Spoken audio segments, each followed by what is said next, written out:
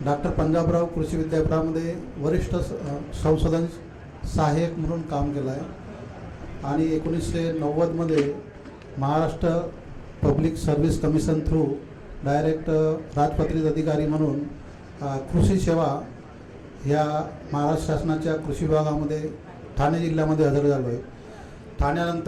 ठाण्यात 6 वर्ष काम केल्यानंतर जवळपास रत्नागिरीला चिपळूण येथे 3 वर्ष काम केलं आहे। त्यानंतर नागपूर जिल्ह्यामध्ये रामटेक येथे 6 वर्ष, नंतर कुही उमरेड भिवापूर ह्या पट्ट्यात 4 वर्ष आणि हिंगण्याला 4 वर्ष आणि आता 2013 पासून SDO ॲग्रिकल्चर म्हणून वरोऱ्याला काम करतो आहे। शेती हा आपला जो नॅशनल GDP आहे त्याचा महत्त्वाचा घटक आहे आणि शेतीला जर उत्पादकता वाढवायची असेल तर हमखास पाण्याची सोय म्हणा किंवा पिकाला ओलावा हे अत्यंत महत्त्वाचं आहे।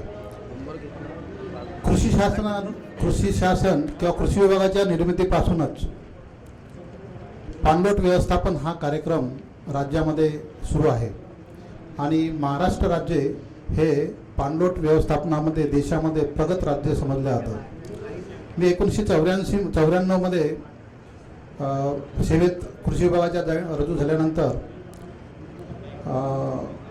बिहारला हजारीबाग येथे national institute for soil and watershed management इथे 6 महिने ते ट्रेनिंगला हजर असताना असं लक्षात आलं की महाराष्ट्र हे देशाला दिशादर्शक राज्य असं समजलं जातं वॉटरशेड मॅनेजमेंटमध्ये आणि महाराष्ट्रापासून पायोनियर इन वॉटरशेड मॅनेजमेंट आणि महाराष्ट्रापासूनच सर्व देश वॉटरशेड मॅनेजमेंटमध्ये दिशा घेऊन काम करत आहेत। तर असं हे आपलं पाणलोट क्षेत्रामध्ये अग्रेसर असलेलं काम करणारं अग्रेसर राज्य असलेलं महाराष्ट्र राज्य ह्यामध्ये आपण 1994 मध्ये जलसंधारण खात्याची निर्मिती झाली। त्यावेळेस त्यानंतर आता कृषी विभागाच्या त्यामध्ये एक महत्त्वाचा घटक आहे त्या जलसंधारण विभागामध्ये। यामध्ये जवळपास कृषी विभाग, वन विभाग, सामाजिक वनीकरण विभाग, नंतर हे इरिगेशन डिपार्टमेंटचे 3ही डिपार्टमेंट राज्य शासनाचे जे जिल्हा परिषदचे, जलसंधारण विभागाचे आणि सिंचन विभागाचे 3ही डेप्टी इंजिनियर्स सिंचन विभाग हे या यंत्रणेमध्ये काम करतात वॉटरशेडमध्ये। तर हे वॉटरशेड मॅनेजमेंट आणि आता आपल्या शासनाने 2013-14 पासून जलयुक्त शिवार अभियान हे एक वॉटरशेड चळवळीलाच असे एक गतिमान कार्यक्रम म्हणून त्याला नाव दिलेलं आहे आणि महाराष्ट्र शासनाचा अत्यंत महत्त्वाकांक्षी कार्यक्रम म्हणून राज्य शासनाने याला डिक्लेअर केलेला आहे। CM साहेब याचा स्वतः हा आढावा घेतात आणि दर 15 दिवसांनी हाय लेवलच्या मीटिंगांमध्ये या वॉटरशेडचा कार्यक्रम आढावा घेतात। सर्वांसाठी पाणी टंचाईमुक्त महाराष्ट्र जलयुक्त शिवार अभियान 2019 पर्यंत सर्व गावं राज्यातले जवळपास 5000 गावं टंचाईमुक्त करण्याचा शासनाचा महत्त्वाकांक्षी कार्यक्रम 2014 मध्ये डिक्लेअर झाला आणि प्रत्येक जिल्ह्याला जवळपास 200 ते 225 गावं हे दरवर्षी एका वर्षामध्ये एकदम टॉप प्रायोरिटीने काम केलं जातं। तर याचा उद्देश काय, शासनाचा उद्देश काय आणि शेती विकासामध्ये जलयुक्त शिवार अभियानाचं योगदान काय राहील, त्याची कार्यपद्धती काय या अभियानाची आणि त्या अनुषंगाने आपण जिल्ह्यामध्ये जे काही काम केलं त्यातलं एक वॉटरशेडची मी केस स्टडी म्हणून आपल्यासमोर आणलेली आहे की शेतकऱ्यांच्या त्या वॉटरशेडमध्ये काम झाल्यानंतर उत्पादन वाढीमध्ये काय भर पडतं, शेतकऱ्यांचा सहभाग असल्यानंतर हे आपण यात पाहणार आहोत। तर आपण आता जलयुक्त शिवार अभियानाबाबत थोडक्यात चर्चा करूया। तर 2014 पासून हा अभियान सुरू झालेला आहे। या अभियानाची कार्यक्षेत्र जे आहे संपूर्ण राज्य आहे, संपूर्ण जिल्हे जे महाराष्ट्रातले आहेत ते संपूर्ण जिल्हे यामध्ये समाविष्ट करण्यात आलेले आहेत। या जून अखेरपर्यंत हा कार्यक्रम एकदा डिक्लेअर झाल्यानंतर ते पूर्ण करायचं असते आणि त्याकरता कितीही लागलेला निधी जो अपूर्ण पडत नाही, शासनाने जो आराखडा त्या गावाचा मंजूर करेल तेवढा निधी त्या 2-3 महिन्याच्या टप्प्याने प्रत्येक काम पैसे संपल्यानंतर पुरवठा केला जाता आणि काम पूर्ण केलं जातं। तर जलयुक्त अभियानामध्ये त्याचा उद्देश मुख्य म्हणजे काय की पिण्याच्या पाण्याचा प्रश्न सोडवणे किंवा खरीपातील किंवा रब्बीतील जे पीक आहेत त्यांना ओलावा निर्माण करून देणे किंवा 2 ते 3 काही पाण्याच्या पाळ्या लागतात त्या उपलब्ध करून देणे, म्हणजे हमखास पीक घेता येईल अशी व्यवस्था करून देणे। नंतर टँकर मुक्त करणे गावांना, नंतर कमीत कमी 3 टन आणि जास्तीत जास्त जमीन जर पिकाने आच्छादलेली नसेल किंवा योग्य पद्धतीने वैती आणि मशागत केली नसेल तर 12 टनापर्यंत माती पर हेक्टर एका हंगामामध्ये पावसाळ्यात वाहून जाते आणि म्हणून जमिनीची सुपीकता दिवसेंदिवस कमी होत आहे। तर म्हणून मृद व जलसंधारण हे दोन्ही काम ह्या जलयुक्त शिवार अभियानामध्ये केल्या जातात, हा त्यामागचा मेन उद्देश आहे। आपण पाण्याचा प्रश्न सोडवणार आहोत, पण शेतीसाठी शाश्वत शेतीसाठी जी काही सुपीक जमीन पाहिजे आहे की चिरस्थायी उत्पन्न देणारी जमीन पाहिजे आहे, ते उत्पादन आपल्याला जर कायम ठेवायचं असेल तर जलयुक्त शिवार अभियान म्हणा किंवा वॉटरशेडचं अंमलबजावणी म्हणा हे अत्यंत महत्त्वाचे झाले आहे। कारण आपला भाग हा कोरडवाहू शेतीचा भाग आहे, जवळपास 85 ते 87% आपली कोरडवाहू शेती आहे। आता मी तुम्हाला एक जो गाव दाखवणार आहे तो 100% कोरडवाहू गाव होता। त्यामध्ये रब्बीमध्ये 2, 4, 5, 10 शेतकरी फक्त रब्बीमध्ये पिकं घेत होते ज्यांच्याकडे थोडं बोरचं पाणी होतं असं।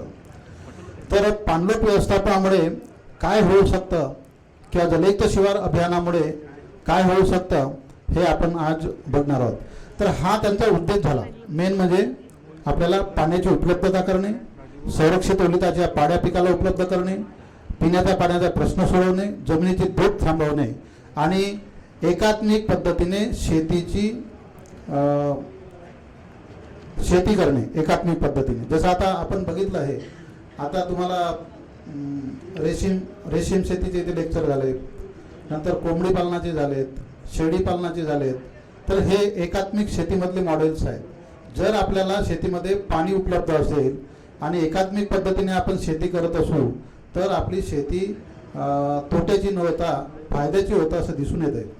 मी हिंगण्याला असताना बळवंतराव डडमल नावाचा शेतकरी आहे, त्याची 16 एकर शेती आहे मांडवा मारवडे गावामध्ये। ते MA झालेले आहेत आणि BEd पण झालेले आहेत। त्यांना प्रायव्हेट करायला लेक्चरशिपची ऑफर आली होती। ते माझ्या संपर्कात आल्यानंतर बंग साहेबांच्या घरी माझं ऑफिस होतं। तर जिल्ह्यामध्ये जे चांगल्या शेतकऱ्यांकडे मी जे तालुक्यामधून दौरे काढायचो त्या दौऱ्यामध्ये ते 2-3दा येऊन गेले। त्यांना नंतर राज्य शासनानं पुरस्कार सुद्धा दिला, जसे आता पुरस्कार शेतकरी होते त्यापैकी। तर 14 एकर शेती त्यांनी माझ्या मार्गदर्शनाखाली सुरू केली।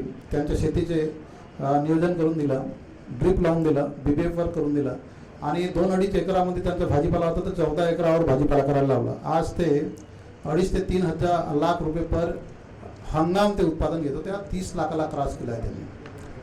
ते मला 1-2 महिन्यापूर्वी विचारले, साहेब मला एवढे पैसे येतात हे ठेवू कुठं? त्यांना CAशी कॉन्टॅक्ट करून दिला की त्यांचं मॅनेजमेंट करून द्या, कारण एका वेळेस जर मोठं काही खरेदी करायला त्याला तर अडचण येतं म्हणे। तर एवढं उत्पन्न त्या 14 एकर शेतीमधून ते बळवंतराव घेतात। आता मगाशी जे सांगत होते पोल्ट्री फार्मचे जे शेतकरी आपले, अगदी खरं आहे, ते 5 वाजता शेतीवर हजर राहतात आणि बारमाही 50 लेबर आहे त्यांच्याकडे, 50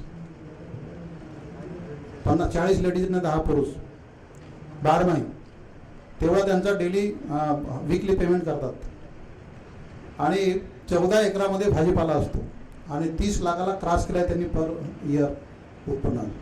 तर हे पण मेहनत फार घ्यावं लागतं। 4-5 वाजता तो शेतकरी शेतामध्ये हजर राहतो आणि माल काढल्यानंतर लगेच 7 वाजे नागपूरच्या मार्केटला त्यांची गाडी येतं आणि 10-11 वाजता तोडून परत जातो शेतावर राहतो। तर अशा प्रकारे शेतीमध्ये मेहनत आहे, जो मेहनत करेल तोच शेती करू शकतो, आधुनिक शेती। नाहीतर मग आपली शेती आपल्या पद्धतीची आहे। पण आज जर आपल्याला 2 पैसे पाहिजे असतील तर कमी खर्चाची आधुनिक शेती करणं गरजेचं आहे। हिंगण्याला असताना दुसरे एक तरुण युवकांसाठी मी शेडनेटचा प्रकल्प राबवला होता। जवळपास 17 तरुण मुलांना शेडनेटमधली भाजीपाला शेडनेटमधील भाजीपाला, कारण नागपूर जवळ मार्केट असल्यामुळे शिमला मिरची किंवा काकडी किंवा ढोबळी मिरची, जे आपण काकडी, ढोबळी मिरची आणि काय म्हणतात त्याला कारली, हे 3 पिकं चांगले येतात. तर ही पाणलोट व्यवस्थापनासोबतच किंवा जलयुक्त शहर अभियानासोबतच ही एकात्मिक पद्धतीची शेती जी आहे हे जर केलं तर आपला शेतीमध्ये उत्पादन चांगलं येतं. असो, तर माझे हे सर्व विषय माझे लेक्चरचे असतात, पण आज मला फक्त जलयुक्त शहर अभियानामध्ये बोलायचं आहे. तर हा शासनाचा अत्यंत महत्त्वाकांक्षी कार्यक्रम आहे.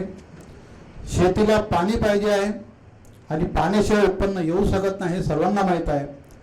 कारण पावसाळ्यामध्ये 10 ते 15 दिवसाचा ज्यावेळेस पाण्याचा गॅप पडतो पावसाचा, आणि त्यावेळेस पीक आपल्या संवेदनशील अवस्थेमध्ये असतात, त्याला क्रिटिकल स्टेज म्हणतो आपण, किंवा दाणे भरण्याच्या अवस्थेत असतील, मुकुटमुळे फुटण्याच्या अवस्थेत असतील, दाणे भरण्याचे किंवा फुलावर असतील, तर ह्या अवस्थेमध्ये जर पिकाला ताण पडला तर 15 ते 20% जागेवर उत्पन्न कमी होतं. आणि अशा परिस्थितीमध्ये जर आपण त्याला पिकाला ओल देऊ शकलो, प्रोटेक्टिव्ह संरक्षित ओलीत करू शकलो, तर आपलं हे नुकसान आपल्याला भरून काढता येतं. दुसरा एक उद्देश असा आहे की आपण म्हणतो पाऊस कमी झाला, पाऊस कमी झालेला नाही. आजही आपल्याला आपल्या जिल्हानिहाय जे सरासरी पर्जन्यमान आहे, जसं नागपूर जिल्ह्याच्या 900 ते 1000 मिलीमीटर पावसाचा सरासरी पर्जन्यमान आहे, अजून तेवढा पाऊस पडतो. भंडारा, चंद्रपूर, गडचिरोली जिल्ह्यामध्ये अजूनही जे 1200 ते 1500 मिलीमीटर पाऊस पाहिजे आहे वार्षिक, ते पूर्ण पाऊस पडतोय. फक्त पावसाचे दिवस कमी झाले, इंटेन्सिटी वाढली, पावसाची तीव्रता वाढली.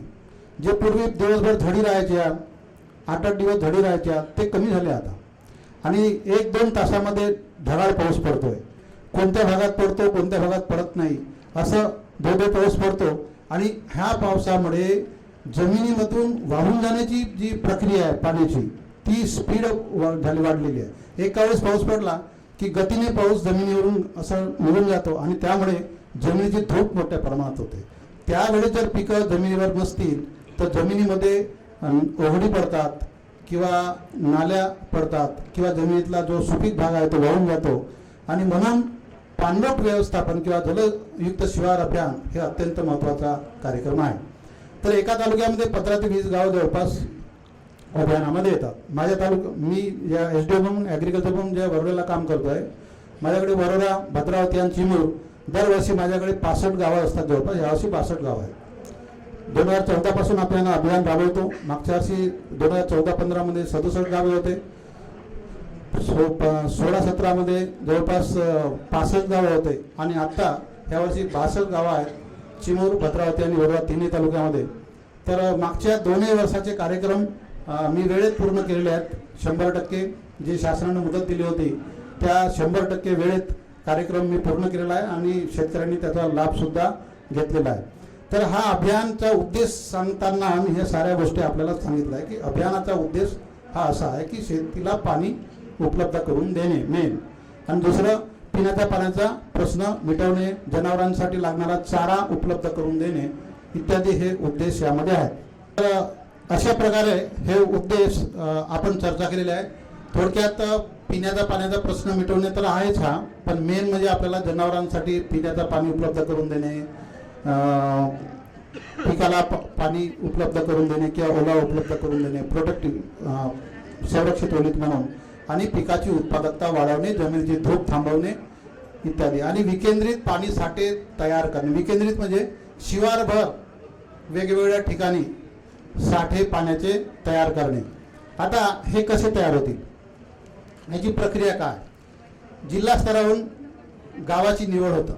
गावाची निवड त्याचे निकष दिलेले आहेत. टँकरवाले गाव असावेत, कोरडवाहू शेतीवाले गाव असावेत, किंवा 50% पूर्वीचे पाणलोट राबवून झालेले गाव असावेत. अशा गावांची की त्या गावामध्ये पिण्याचा पाण्याचा प्रश्न आहे, 100% कोरडवाहू आहे, असे शक्यतोवर जे पाणलोट सुरू केलेले होते पूर्वी 2, 4, 5, 10 वर्षापूर्वी, आणि 20-25%, 50% पर्यंत काम झालेलं आहे, असे पाणलोट आपल्याला पूर्ण करायचे आहेत, जेणेकरून त्या गावाला कमीत कमी खर्च करून जास्तीत जास्त शेतकऱ्यांना त्याचा लाभ मिळेल. तर अशा प्रकारे ते गावांची निवड केल्या जातं.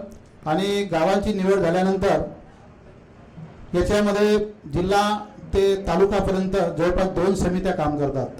जिल्ह्याला माननीय जिल्हाधिकारी साहेबांच्या अध्यक्षतेखाली जिल्ह्यातील सर्व ह्या कामात विभाग आहेत, सिंचन विभाग म्हणजे सिंचन विभाग राज्य शासनाचे 2, एक जलसंधारण आणि सिंचन पाटबंधारे विभाग, नंतर जिल्हा परिषदचा एक सिंचन विभाग, नंतर सामाजिक वनीकरण, वन विभाग, GSDA आणि कृषी विभाग इत्यादी हे 5 ते 6 विभाग यामध्ये काम करतात। आणि यांचे सर्व जिल्ह्याचे प्रमुख जे आहेत त्या समितीचे अध्यक्ष जे कलेक्टर साहेब आहेत त्यांच्यासोबत हे सदस्य आहेत। आणि कृषी विभागाचे जिल्हा अधीक्षक कृषी अधिकारी जे आहेत हे यांचे सदस्य सचिव म्हणून आहेत।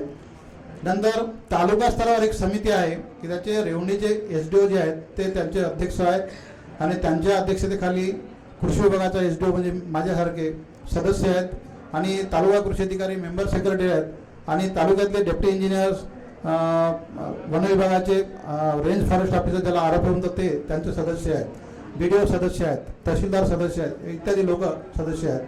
दर 15 दिवसांनी ह्या लोकांनी बसावं, त्या कामाचं नियोजन करावं, त्याचा पुढचा आढावा घ्यावं अशी यामध्ये अपेक्षा आहे। त्याप्रमाणे कार्यक्रम चालतात, कारण दर 15 दिवसांनी तिकडे CM साहेब आढावा घेतात, चीफ सेक्रेटरी साहेब आढावा घेतात, त्यामुळे प्रत्येकांना हे अद्ययावत राहावं लागतं आणि जो शेड्यूल आहे कार्यक्रमाचा तो शेड्यूल वेळेत पूर्ण करणं गरजेचं असतं। तर अशा प्रकारे ह्या 2 समित्या जिल्हा आणि तालुका स्तरावर काम करतात आणि यांचं त्या 15 दिवसांनी कलेक्टर ऑफिसमधून व्हिडिओ कॉन्फरन्सिंगद्वारे डायरेक्ट मंत्रालयाशी आढावा घेतला जातं, PMO ऑफिस धरून CMO ऑफिसमधून। हे झालं समित्या। यानंतर याची गावं निवडल्यानंतर आराखडा कसा तयार करायचा याबाबत आपण चर्चा करणार आहोत। आता याला एक संपर्क अधिकारी म्हणून त्या पाणलोटाला त्या गावाला नेमलं जातं, कृषी विभागाचा म्हणा किंवा इतर कोणत्याही विभागाचा, आणि त्या संपर्क अधिकाऱ्याच्या नियंत्रणाखाली त्या गावाचा कृषी सहाय्यक आणि संबंधित यंत्रणेचे लोक ते शिवार फेरी घेतात, पहिले ग्रामसभा घेतात। ग्रामसभा घेऊन हा कार्यक्रम आपल्यासाठी आहे, यात आपला सहभाग आवश्यक आहे, हे सर्व शासनाचे नियम जे काही परिपत्रक आहेत ते सर्व समजून दिले जातं। कारण हा लोकसहभागाचा कार्यक्रम आहे, लोकसहभाग यामध्ये जेवढं जास्त तेवढं कामामध्ये पारदर्शकता म्हणा किंवा पुढचे क्वालिटी आणि त्यांची रिझल्ट ओरिएंटेड कामं जे आहेत ते होतात। तर अशा प्रकारे हे पहिल्या सभेमध्ये गावाची निवड करून त्या लोकांना कार्यक्रम समजून दिला जातं आणि समजून दिल्यानंतर मग त्यांचा त्या गावाचा आराखडा तयार करण्याचा प्लॅन तयार केला जातो 2, 4 किंवा 8 दिवसाचा। पहिल्या दिवशी गावामध्ये गेल्यानंतर हे लोक ते गावातल्या जाणकार लोकांकडून त्या गावामध्ये काय काय उपलब्ध आहे ते समजून घेतलं जातं। जसं आता एखाद्या गावामध्ये एक नाला आहे, ओघळ आहे किंवा नाले 2-3 नाले असतील, त्यावर किती बंधारे बांधले आहेत, कोणत्या विभागाच्या बांधले आहेत, किती चांगले आहेत, काही फुटले आहेत का किंवा त्याला काही रिपेअर करण्याची गरज आहे का याचा त्या जाणकार लोकांकडून आढावा घेतला जाता। किंवा एक गावाच्या सार्वजनिक ठिकाणी एक नकाशा काढला जातो त्या शिवाराचा पूर्ण त्यांच्या गावासहित आणि तिथं ते नाले दाखवले जातात, शाळा कुठं आहे, गावठाण कुठं आहे आणि शेती कुठं आहे हे सर्व त्यामध्ये दाखवलं जातं आणि नाले कुठून कुठून गेले आहेत, कुठं बांधलेले आहेत, कुठं बांधता येतील, किती खोलीकरण करता येईल, कुठले रिपेअर करता येतील इत्यादीचा त्या समग्र लोकांशी चर्चा करून त्याचा एक रफ प्लॅन तयार केला जातो आणि ते सर्व ढाचा तयार झाल्यानंतर मग त्याच लोकांसोबत शिवार फेरीला त्या गाव परिसरामध्ये जायचं असते। मग ते ॲक्च्युली टेक्निकली त्या डिपार्टमेंटचे लोक त्या साईट पाहून ते स्थळ निश्चित केलं जातं की इथं हे होऊ शकतं, हे होऊ शकत नाही। त्यात शेतकऱ्यांचा विचार केला तर शेतकरी सांगते इथं 2 बांध पाहिजे, तर 2 जमत नसतील 1 जमत असेल तर 1 किंवा टेक्निकली 2 असतील तर 2, अशा प्रकारे चर्चा होऊन तो कार्यक्रम फायनल होतो। आणि नंतर हे झालं नाल्यांच्या संदर्भामध्ये काही रिपेअर करायचे असतील तर रिपेअरचे सुद्धा त्यामध्ये प्रोव्हिजन आहे आणि नवीन करायचे असतील तर नवीनची सुद्धा प्रोव्हिजन आहे। नाल्यांचे खोलीकरण करायचं असेल तर हे 3ही गोष्टींची त्यामध्ये ह्या अभियानामध्ये प्रोव्हिजन आहे, त्याप्रमाणे त्या आराखड्यामध्ये ते तयार केलं जातं। नंतर आहे नाल्यांच्या बाहेरचे शेतजमिनीचा जो आराखडा करायचा त्यांचा, तर त्या पाणलोटामध्ये पाणलोट बेस हा कार्यक्रम असल्यामुळे आता पाणलोट म्हणजे काय, पाणलोट म्हणजे असं एक भाग तर जिथून 3ही भाग असं उंचवटे राहतात आणि एका सकल भागातून पूर्ण पाणी त्या उंचवट्यातून निघून जातं। तसं आता याचा पान म्हणता येईल आपल्याला पिंपळाचं पान जो देठ आहे, देठ म्हणजे सकल भाग आणि जे टोक आहे तो उंच भाग म्हणजे माथा आणि हा पायथा. तर अशा प्रकारे ज्या पिंपळाच्या पानावर जे शिरा असतात त्या परिसरातल्या ओगडी आणि मोठी जी त्यांची शिर आहे ती नाले समजायचे. असं समजून ते एक असं पाणलोट आहे की त्या तिन्ही सकल भाग उंच भागातून पाणी पडतं आणि तो सर्व असं पाणी एका नाल्याला येऊन आणि मग मुख्य नाल्याला वाहून जातो. तो जिथून संपूर्ण परिसरातून जो पाणी येतं त्याला पाणलोट क्षेत्र असे म्हणतात. आणि ह्या पाणलोट क्षेत्राचं व्यवस्थापन ह्या जलयुक्त शिवार अभियानाच्या माध्यमातून करायचं असतं. त्यामध्ये जिथून पाणी येतं उंच भागातून ते सर्व सर्वे नंबर डिमार्केट केलं जातं. त्याच्या पाणलोटाचा नकाशा सुद्धा यामध्ये रिमोट सेन्सिंग मार्फत उपग्रहाद्वारे उपलब्ध करून दिला जातो. ते पाणलोटाचा मगाशी सांगितलेल्या मी स्टेप्सप्रमाणे ह्या नाल्यावर कुठं काय करायचं याचा आराखडा केला जातं. आणि हे निळी रेषा जी आहे त्या अस्तित्वात असलेल्या नाल्यावर पाणी आहे. तर अशा प्रकारे हे पाणलोटाचे नकाशे उपग्रहाद्वारे उपलब्ध झालेले नकाशे आपल्याकडे त्या पाणलोटाचे उपलब्ध होतात. आणि त्यातला सर्वे नंबर वगैरे सर्व डिमार्केट केलेले असतात. त्याची फक्त आम्हाला यादीच करायची असते की हे सर्वे नंबर ह्या पाणलोटामध्ये आहेत आणि नाले एवढे आहेत, त्यांची खोली किती आहे ते सर्व तिथं दर्शवलं जातं. कुठं नाले बांधायचे सुद्धा हे सुद्धा ह्या रिमोट सेन्सिंगच्या नकाशाद्वारे दिल्या जातं. इथं पण लिनामेंट रेषा दिल्या आहे ना, जिथं लिनामेंट रेषा आहे तिथंच फक्त नाले बांधायचे किंवा खोलीकरण करायचं. म्हणजे तो रिचार्ज झोन आहे, तिथं बांधल्यानंतर ते रिचार्जिंग होतं आणि मॅक्झिमम असं पाणी आडवं वाहून आजूबाजूच्या परिसरातल्या विहिरी असतील त्यांना उपलब्ध होतं किंवा तिथं पाणी साठा मोठ्या प्रमाणात होतं. तर अत्यंत हायटेक आणि आधुनिक पद्धतीने पाणलोट व्यवस्थापन ह्या जलयुक्त शिवार अभियानामध्ये ह्या शासनाने सुरू केलेलं आहे. आणि रिमोट सेन्सिंगच्या माध्यमातून हे नकाशे उपलब्ध होतात, यांचे आराखडे तयार होतात. मगाशी सांगितल्याप्रमाणे शिवार फेरी केल्यानंतर प्रत्येक सर्वे नंबरमध्ये शेतकऱ्याच्या त्या पाणलोटामधल्या कोणत्या सर्वे नंबरला कशाची गरज आहे, बांध बंदिस्तीची गरज आहे, कुठं भात खाचराची गरज आहे, कुठं भात खाचर खराब झाले असतील त्यांना रिनोव्हेशनची गरज आहे, याचा सर्वे कृषी सहाय्यक करतो. आणि त्याप्रमाणे भात खाचराची दुरुस्ती किती, भात खाचराची निर्मिती किती, नंतर ढाळीचे बांध कापूस आणि सोयाबीनच्या पिकामध्ये ढाळीचे बांध केले जातात, तिथं किती हेक्टरवर किती क्षेत्रावर किती शेतकऱ्यांकडे ढाळीचे बांध केलं जातं याचा नियोजन केलं जातं. आणि पुन्हा हे संपूर्ण असं याला नेट प्लॅनिंग म्हणतात. हा नेट प्लॅनिंग केल्यानंतर शेतकऱ्यांसोबत अजून पुन्हा एकदा बसलं जातं. नंतर त्यांच्यामध्ये काही सूचना असतील त्या सूचनांचा पुन्हा याच्यामध्ये टेक्निकली जर स्वीकार करण्यालायक असतील ते स्वीकार केला जातं आणि समावेश केला जातं. अदरवाईज फायनल आराखडा तयार करून पुन्हा एक ग्रामसभा बोलवून त्या ग्रामसभेमध्ये हा आराखडा ठेवला जातो समितीमार्फत. आणि त्यामध्ये सुद्धा काही शेतकरी त्याच्यामध्ये काही सूचना जर दिल्या असतील अजून आल्या असतील तेही सुद्धा टेक्निकली जर शक्य असल्यास ते समावेश केलं जातं. आणि त्यानंतर तो आराखडा मंजूर झाल्यानंतर तो तालुका समितीकडे येतो. मगाशी सांगितल्याप्रमाणे उपविभागीय अधिकारी जे आहेत राजस्व विभागाचे SDO रेव्हन्यूचे त्यांच्या चेअरमनशिपमध्ये समिती आहे. त्या समितीमध्ये हा आराखडा चर्चा होते. अजून त्यात काही अजून कोणाच्या सूचना असतील तांत्रिक टेक्निकल ऑफिसरांच्या तिथल्या त्या विभागाच्या त्या चर्चा होऊन त्यामध्ये सुधारणा काही असेल तर अजून खाली पाठवल्या जातं आणि तो सुधारणा करून मग तो जिल्ह्याच्या समितीकडे हा आराखडा जातो. आणि जिल्ह्याच्या समितीमधून कलेक्टर साहेबाच्या चेअरमनशिपमध्ये सर्व तालुका लेवलपासूनचे तर विभाग स्तरावर जिल्हा स्तरावरचे सर्व अधिकारी त्यामध्ये चर्चा करतात आणि पाणलोटनीय प्रेझेंटेशन होते तिथं. आणि त्यामध्ये काही सूचना असल्यास त्या सूचनांप्रमाणे झाला की नाही यावर ते GSDचे अधिकारी असतात किंवा कृषी विभागाचे किंवा सिंचन विभागाचे एक्झिक्युटिव्ह इंजिनियर किंवा SC वगैरे यात चर्चा करतात. आणि नंतर जर अंतिम मान्यता मिळाली तर ते विभागीय आयुक्त साहेबांच्या चेअरमनशिपमध्ये एक विभागीय आढावा समिती आहे. त्याचे विभागीय आयुक्त साहेब जे आहेत इथं आता सध्या अनुप कुमार साहेब आहेत त्यांच्या चेअरमनशिपमध्ये विभागाचे जेवढे ह्या यंत्रणेचे पाणलोटामध्ये काम करणारे यंत्रणा आहेत त्यांच्या सर्व अधिकाऱ्यांचा त्या कमिटीमध्ये असतात. तिथं मान्यता दिल्यानंतर ते मग राज्य शासनाकडे जातात. आणि राज्य शासना विभागीय आयुक्त साहेबांनी मान्यता दिल्यानंतर राज्य शासनाकडे गेल्यानंतर ते मान्यता मिळतात. मग त्याला काम करा म्हणून सूचना दिल्या जातात.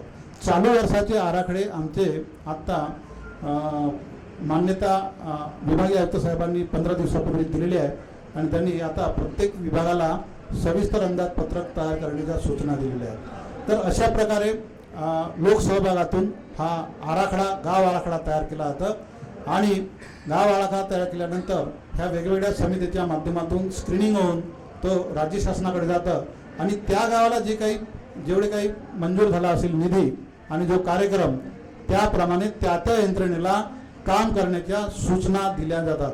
सूचना म्हणजे आता पहिली स्टेप आहे त्याची काम करायची इस्टिमेशनचं काम. इस्टिमेशन म्हणजे त्या प्रकल्प आराखडे झाल्यानंतर प्रत्येक शेतकऱ्यांचे प्रत्येक बाबीचे इस्टिमेट तयार करायचे, डिटेल इस्टिमेट तयार करायचे. डिटेल इस्टिमेट करून त्या विभागाचे जे मंजूर करणारे अधिकारी आहेत, तांत्रिक मान्यता देणारे, जसं माझ्या कृषी विभागामध्ये SDO सँक्शनिंग अथॉरिटी आहे. 10 लाखापर्यंतचे अधिकार आम्हाला असतात मंजुरीचे. 10 लाखाच्या वरचे एस्टिमेट असतील तर आमच्या जिल्ह्याच्या अधिकाऱ्याकडे जातात. तसेच सिंचन विभागाचे एक्झिक्युटिव्ह इंजिनियरकडे असतात त्यांच्या मंजुरीचे अधिकार आणि वन विभागाचे त्यांचे जे ACF असतात किंवा DFO असतात त्यांच्याकडे असतात अधिकार.